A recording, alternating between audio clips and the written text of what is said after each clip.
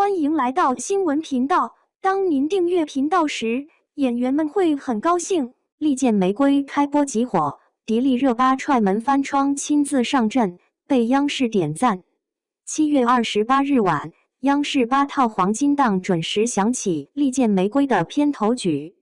当迪丽热巴饰演的女警邓妍顶着一头利落短发、晒黑的皮肤和素面朝天的脸出现在镜头前时，全国观众的遥控器集体失灵了。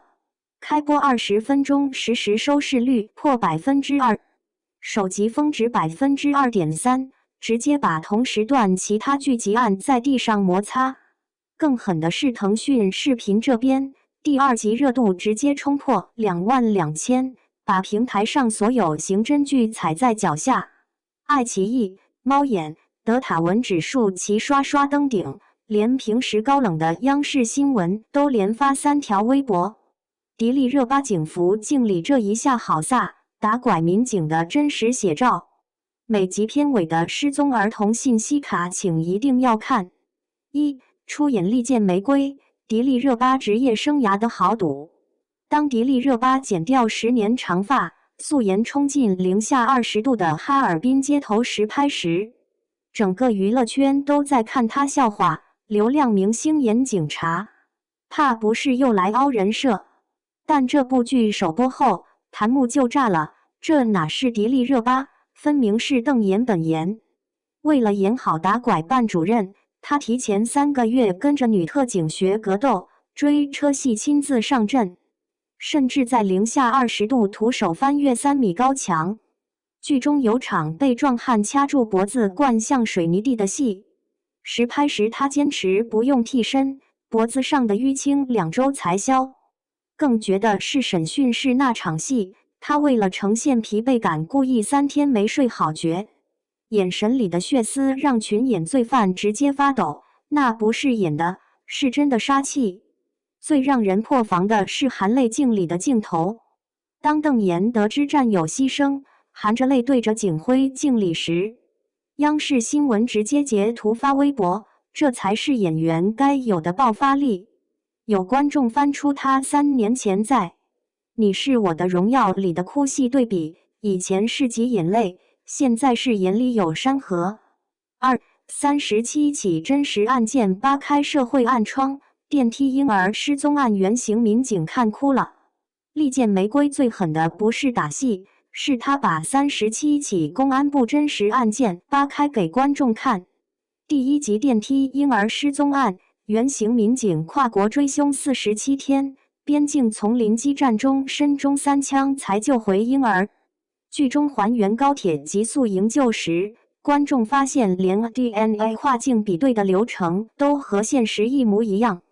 有网友特意去查公安部通报，发现 Y 染色体 STR 检测锁定家族的技术，正是现实中打拐民警的杀手锏。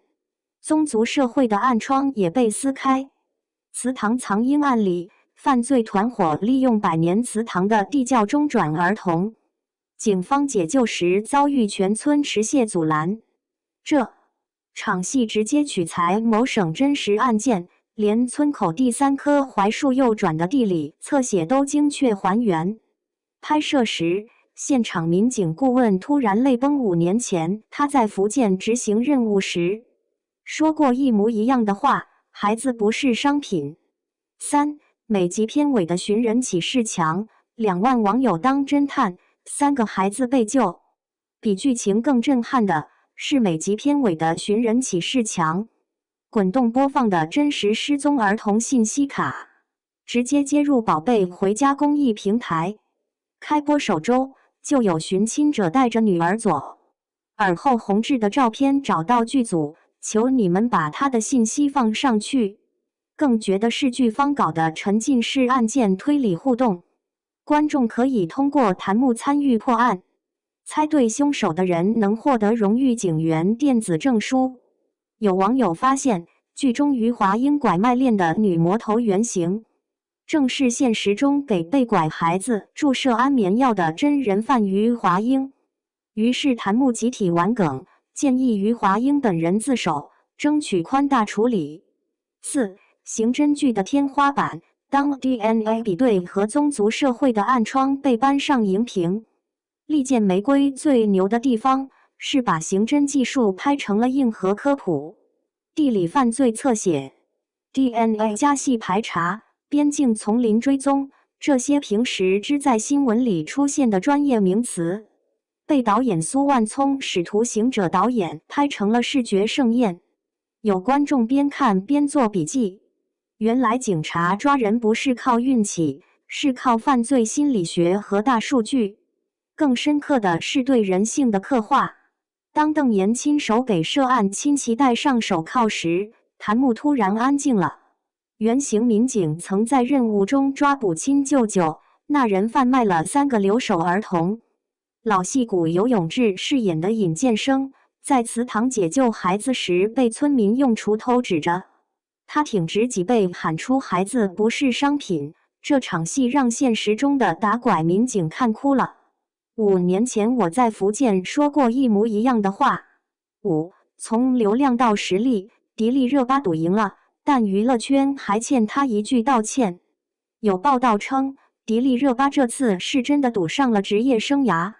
从3生3世诊上书的九尾红狐到利剑玫瑰的打拐警花，她剪掉长发，素颜出镜，增重15斤，甚至跟着金世佳猎罪图鉴刑警扮演者学习犯罪心理学。